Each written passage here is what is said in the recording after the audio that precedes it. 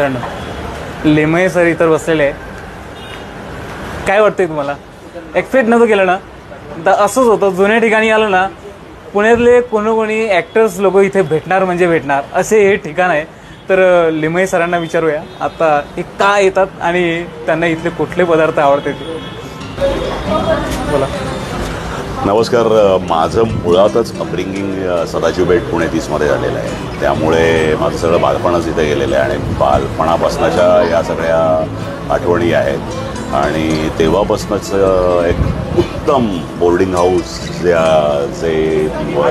आज तागत आम्हाला ज्यांची अजूनही इमोशनल कनेक्ट आहे ते म्हणजे बादशाही बोर्डिंग हाऊस. वामनराव स्वतः इथे पाटी आणि पेन्सिल घेऊन असायचे. लिमये तुम्ही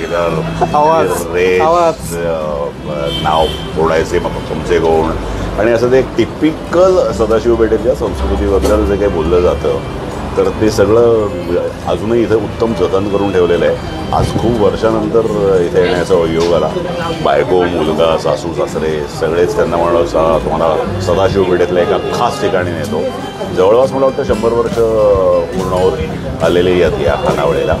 आणि एक तीच तेच वातावरण आणि तीच मजा याच्यासाठी सहकुटुंब सहपरिवार आम्ही सगळे आलेलो आहोत बादशाही बोर्डिंग हाऊसमध्ये टिळक रोड पुणे.